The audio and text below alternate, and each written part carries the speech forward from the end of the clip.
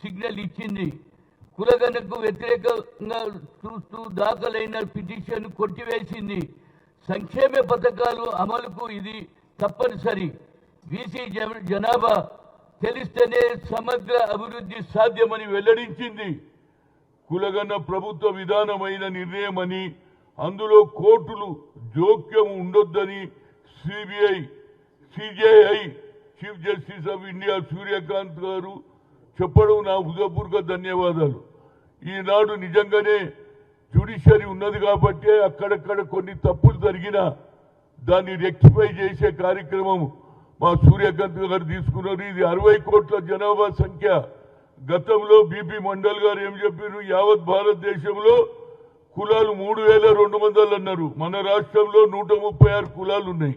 దీనికి రాహుల్ గాంధీ గారు ఎప్పుడైతే కన్యాకుమారి నుంచి కశ్మీర్ వరకు మ్యారథాన్ పాదయాత్ర చేసి 4500 కిలోమీటర్లు నడిచిన తర్వాత జనం సంగతి తెలుసుకున్నారు, నిరుద్యోగుల సంగతి తెలుసుకున్నాడు, రైతుల సంగతి తెలుసుకున్నాడు, పేదవారి సంగతి తెలుసుకొని అప్పుడు అన్నాడు, నేను ఇప్పటి వరకు ఎస్సీ ఎస్టీలకే అన్యాయం అనుకున్నా, వారికంటే ఎక్కువ బీసీలకు అన్యాయం జరుగుతుందని ఆయన ఒక కాల్ ఇచ్చిండు. We come to the power, will conduct caste wise census. అంతటితో ఒకలే జితినా ఇస్సేదారి ఉత్తి భాగీదారి అన్నాడు. జితినా తర్వాత ఆయన జితినా ఆబాదీ ఉన్కా హక్ అన్నాడు. వాహ్, అదే ఇవాళ నిర్ణయం అయింది.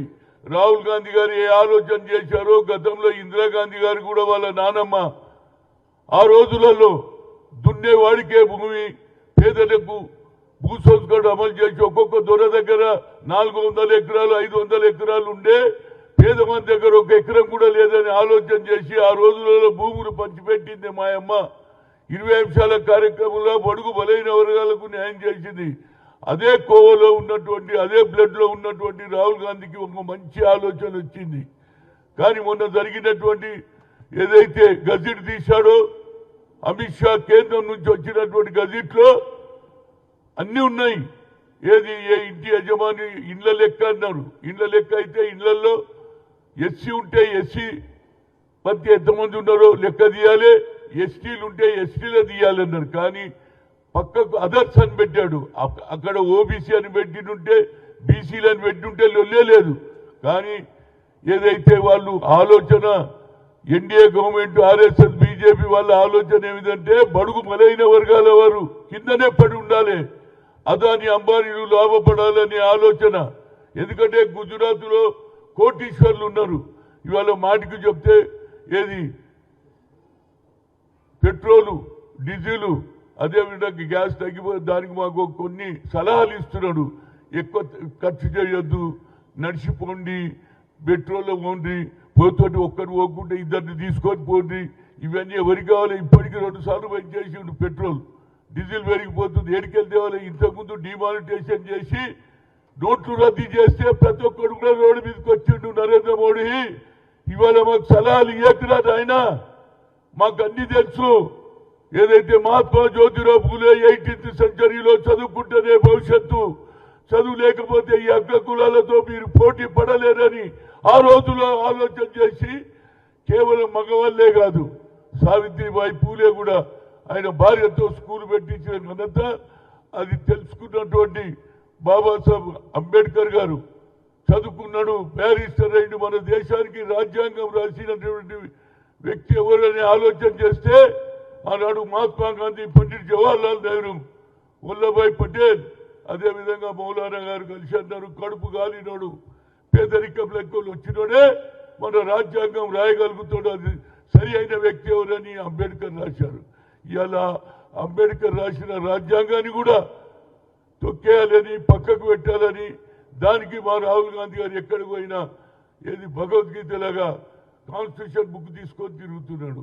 ఇవాళ సూర్యకాంత్ గారు ఏది చీఫ్ జస్టిస్ ఆఫ్ ఇండియా ఒక మంచి నిర్ణయం తీసుకున్నాడు. ఆయన ఒక్కటే అంటున్నాడు, కులగణలో జనగణలో కులగణ లేకుంటే అభివృద్ధి ఎట్లా జరుగుతుంది? మీ సంక్షేమ కార్యక్రమాలు చేయాలంటే పేదలు తెలుసుకొని చేయాలి కదా, వారి సంఖ్య తెలియకుంటే ఇది న్యాయం కాదు. కనుక ఇవాళ నేను నిర్ణయం తీసుకున్నాం, ఈ జనగణలో కులగణ జరగాల్సిందే, ఏ కోర్టు కూడా దీనికి అడ్డం పడవద్దని చెప్పిన కనుక ఇలాంటి హిస్టారికల్ నిర్ణయం తీసుకున్నటువంటి చీఫ్ జస్టిస్ కు జ్యుడిషియరీకు నా ఉదయపూర్వక ధన్యవాదాలు. ఇవాళ మేము ఎన్నో ఏళ్ళ కళలు చూస్తున్నాం, మా గురించి పట్టించుకునేటోడే లేడా, మాకు న్యాయం జరుగుతుందా అని ఆవేదనలో ఉన్నప్పుడు ఇవాళ జ్యుడిషియరీ కూడా రాజకీయంగా వాళ్ళు మమ్మల్ని దెబ్బ కొట్టాలని చూశారు, ఆర్ఎస్ఎస్ బీజేపీ. కానీ మా రాష్ట్రంలో ఉన్నటువంటి ముఖ్యమంత్రి గారు, నేను 10 ఉమ్మడి జిల్లాలు తిరిగిన తర్వాత ఆయన కామారెడ్డిలో ఏది సిద్ధరామయ్య గారి సమక్షంలో, కర్ణాటక ముఖ్యమంత్రి సమక్షంలో 42% రిజర్వేషన్ ఇచ్చితే ఆయననే చెప్పిండు, మా ముఖ్యమంత్రి 56% తెలంగాణలో బీసీలు ఉన్నారని చెప్పాడు. కులగన 150 కోట్లు పెట్టి కులగన చేశారు. ఆ తర్వాత ఆర్డినెన్స్ తీస్తే మా గవర్నర్ గారు కోల్డ్ స్టోరేజ్ లో పెట్టారు. ఇక విధి లేని పరిస్థితుల్లో ఎన్నికలు పెడితే ఇవాళ మా పిల్లలు, మా యువకులు, బీసీ పిల్లలు, బీసీ సోదరిమణులు 52% మంది గ్రామ సర్పంచులు అయ్యారు. అదేవిధంగా చైర్మన్లు, వైస్ చైర్మన్లు అయ్యారు. కనుక నా ఉద్దేశంలో యావత్ భారతదేశంలో ఈనాడు నిర్ణయం ఇది హిస్టారికల్ నిర్ణయం అండి. ఎవరికి చెప్పుకోవాలి, మా కులమని, మా కులం ఇది ఉంది, మేము ఒడ్లోళ్ళం, మేము ఎట్లా బతకాలి, మేము సాగలోళ్ళం, జీవితాంతం బట్టలే ఉతకాలనా, మా పిల్లలు చదువుతా, మా పిల్లలు ఐఏఎస్ కావతా, మా పిల్లలు రాజకీయ అనే ఆలోచన తెలుసుకున్నటువంటి జ్యుడిషియరీ మంచి నిర్ణయం